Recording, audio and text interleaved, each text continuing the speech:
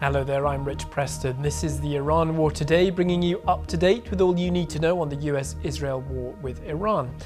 Let's start with some of today's key developments. US Vice President JD Vance says the Iran war is in a new phase of economic pressure.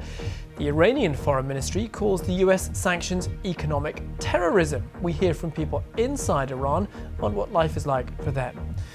America calls on China to be part of the new economic measures, but China says sanctions and pressure won't work. And the US announces new sanctions on Hezbollah. The Lebanese armed group says it will not deter its fight against Israel.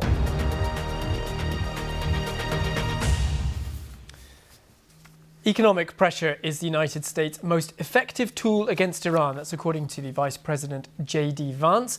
His comments underscore how President Trump is shifting away from military pressure as the war drags towards the 6-month mark. US Treasury Secretary Scott Bessent says he'll announce tougher new sanctions on Iran next week, with US allies being pressured to take part. Mr. Bessent said the measures would reduce the chance of a return to military operations by America on Iran. Here he is speaking to CNBC. This is going to be the greatest coordinated economic isolation in the history of the world. And we are going to them and saying, you are either with us or against us. You want this murderous regime to end. And if you insist on doing business with them, either transferring money, buying their oil, doing seaborne ship transfers, then the U.S. Treasury and the U.S. government, they will put its full might and force toward enforcing against you. Well, JD Vance says economic pressure is the best way for Washington to, as he put it, ultimately accomplish the final objective. The Vice President was speaking on the Clay Travis and Buck Sexton show. We're kind of now in a new phase where the most effective tool that we have is the economic pressure that we can apply to them. And this is a delicate dance because we apply economic pressure to them. They're going to try to apply economic pressure to us. But what has been true over the last couple of weeks is they felt a lot more pressure than we have. We're going to keep that going because we think that's the best way to ultimately accomplish the final objective here. Well, Iran has been under varying sanctions since the Islamic Revolution of 1979. So how effective are these new US sanctions against Iran likely to be? Sir Simon Gass was the UK ambassador to Iran from 2009 to 2011. The Iranian economy, even before the conflict, was in a pretty grim state, and it has got into a lot worse condition since the war started on the 28th of February. However, I think that one thing we have seen with Iran over many years is that it is highly unlikely that the regime elites will trade away what they regard as Iran's key national security interests in return for alleviation of sanctions. I don't think that is very likely. Well, live now to Washington and our State Department correspondent, Tom Bateman. Tom, good to see you. A move from military pressure here to economic pressure. Why is the US president taking this approach? Well, it's certainly a move of emphasis in terms of what the administration is talking about at the moment. But remember, the Trump administration has for a long time tried to apply what it has called maximum pressure on Iran. And that has encompassed sanctions both on Iran itself and on countries that do business with it. It has tried to strangle the Iranian economy, particularly through the issue of oil sales, oil exports from Iran, both in the first term and in the second term. Of course, the difference we've seen in the second term is Mr. Trump decided to bomb Iran, launch a war on it along with the Israelis. And I think, what we're seeing now is that as the administration effectively acknowledges that it's run out of road for now on that particular strategy, it is sort of putting the public emphasis back on economic sanctions and economic pressure to try to further cripple the Iranian economy. And as you heard from Scott Bessent there, in the hope that that will force the government, the regime, to do what Mr. Trump wants. But as you've just been hearing, since 1979, this is a revolutionary movement that governs Iran that has learned to try to deal with American attempts to isolate it globally. And so I think we're going to just see more pushback and attempts by the Iranian leadership, at least, to try and absorb this. Tom, in those interview clips there with some of the US administration officials, we heard lots of rhetoric and lots of the same language: pressure, sanctions, economic D-Day is what President Trump called it. Do we know more details about what these sanctions could actually be? Well, Scott Bessent has said they're going to announce these on Monday in a press conference. I think, we know the kinds of things that they've tried to do. I mean, the countries you're talking about that Iran benefits from in terms of oil sales and other imports and exports are basically China. Then there is the United Arab Emirates, which is a key pipeline, really, for the Iranians to both get financial transactions, cash into the economy for sales, but also for imports and exports as well. And then there are other countries that still trade with the Iranians, like Turkey, like Iraq, Pakistan. So I think you can expect to see those countries in the administration's sights for these sanctions measures on Monday. Most of them, in fact, are US allies. One of them is not, as in the form of China, which is an adversary or rival to the Americans, and already is engaged in a trade war. The US is engaged in a trade war with China. So I think the measures to try and prevent the Chinese purchase of Iranian oil are still going to be quite limited in terms of the effect that Mr. Trump can have here. Probably more of these things like the so-called teapot refineries in China that are used to refine the crude oil they get from Iran. Some of those have already been sanctioned by Washington. I expect we'll see more of that kind of thing. But then there'll be pressure on an American ally like the United Arab Emirates to cut off all trade ties, all financial transactions with the Iranians. Now, this week, I think probably in anticipation of the announcement from Washington, we saw the Emiratis announce that they were halting all trade, although many analysts will say this is perhaps more of a public diplomacy move than something that will really have an effect in terms of the economy itself, in terms of relations between the Emirates and Iran. OK, Tom, following this story for us from Washington. Tom, thank you very much. So, to reaction in Iran. Today, President Masoud Pezeshkian said it was time to end the months-long war because Tehran was in a position of strength over Washington. His comments came after Iran's Foreign Ministry condemned the latest economic threat, calling American sanctions economic terrorism and a crime against humanity, which it says targeted the fundamental rights of ordinary Iranians. Sarush Nekadari from BBC Monitoring has more on the Iranian reaction to these sanctions.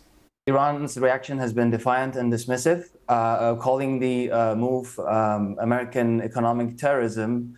They say that this has been tried before, and they are saying that this is not going to work because Iran has been sanctioned for decades, and they will be able to deal with a little bit more pressure. But I think one key things to pay attention to is that the details of these this new move is not released yet. So we need to see what the details will be, because if it's only sanctions, we know that Iran's been dealing with all sorts of sanctions for a while. But the part where the US says that they're going to pressure Iran's allies and other countries to control their trade and not to support Iran's economy in any way, that would be the more interesting part. And I think Iran's reaction would be more towards that when the details are revealed. Well, Iran's economy has long been struggling under the weight of decades of international sanctions. The most recent figures from the Iranian government's statistics organization show that in the 12 months to February, the price of basic necessities increased by an average of 60%, and that food prices doubled in that period. Iranians living in the capital, Tehran, told our colleagues at BBC Persian what life is like for them. Their words are read by BBC producers over some images of life in the city. I went out to buy some things today, and the prices are unbelievable. I could not afford to buy meat or chicken. I could only buy cooking oil, some cleaning products, a few oranges and cucumbers, and some spices. In 1980, I could buy a hamburger for 5 tomans. Today, it costs 1 million tomans, while a pizza costs around 1.5 million. Prices have skyrocketed, particularly this year, which has been marked by war. As Iranian citizens, we've become accustomed to these sanctions and the pressure imposed on Iran by the United States, and we've learned to cope with them. Well, the US is pressing China to join its new campaign to economically isolate Iran. America's Treasury Secretary Scott Bessent called on China to get with the program, as he put it. But will that happen? With his assessment, here's our China correspondent, Stephen McDonnell. US Treasury Secretary Scott Bessent may have called on China to go along with a program of sanctions against Iran, but Beijing has shown that it has zero inclination to do this. You only have to look at the latest statements from the Foreign Ministry. Asked about the Trump administration proposal, Foreign Ministry spokesperson Lin Jian said that sanctions would not work to resolve the Middle East crisis, instead calling for responsible diplomatic and political means of doing this. Anyone who follows China closely would know that Beijing was never going to go along with this. I mean, why would it? What's in it for the Chinese government to bring down the Iranian government when that country is already sending 80% of its oil shipments to this country? Also, China has something of a mantra. You know, the Chinese government says that these sanctions imposed by one country are illegal because they haven't been signed off on by the UN or other multilateral institutions.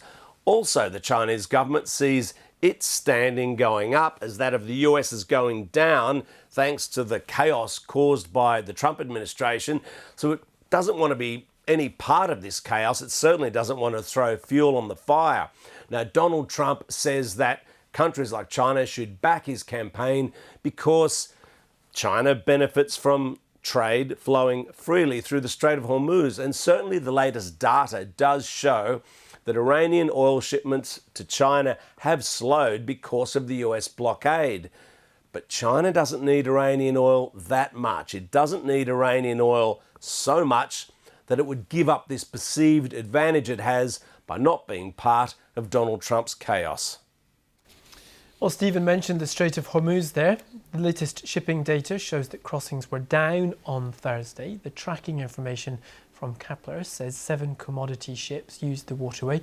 4 ships were entering and 3 leaving. The firm says one was a large gas carrier with propane and butane travelling out of Hormuz via the Iranian route. Now, it is worth reminding you that some vessels may be sailing through the waterway with their transponders turned off, which means their locations won't show on the data.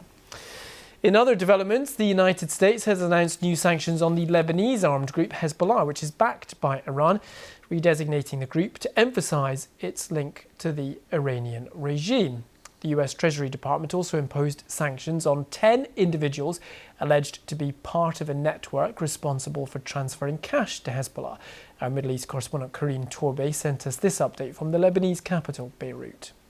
This is the latest batch of sanctions against people the US says are part of a network that smuggled hundreds of millions of dollars to Hezbollah, mainly through cash physically carried on board commercial flights between Iran, Turkey, the United Arab Emirates, and Lebanon.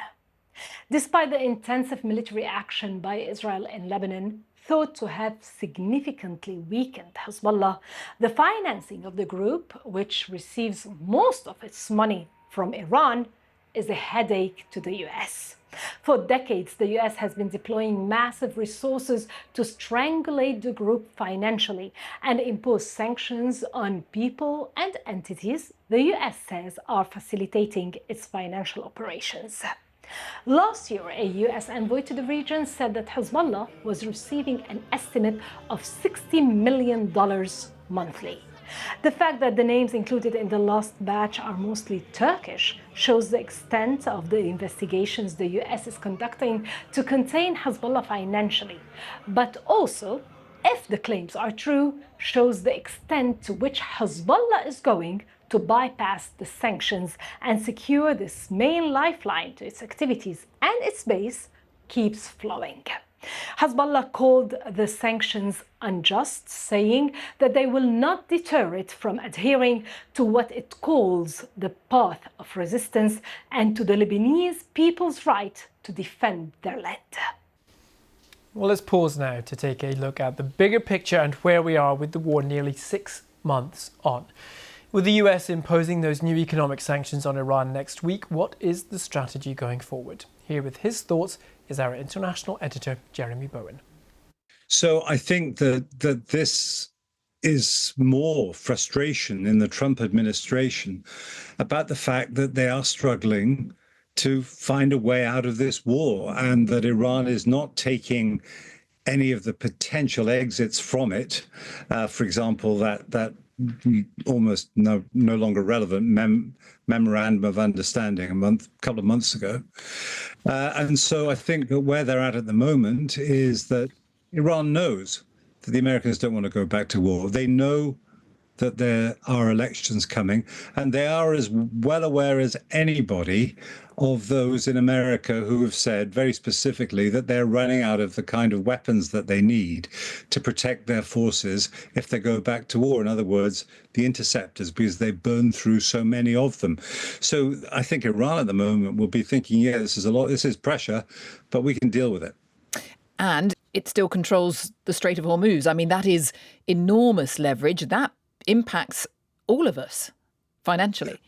Yeah, and that's leverage that Donald Trump and Benjamin Netanyahu gave them by going to war. The leverage was always there because people could see how narrow it was and could see where Iran was right next to it.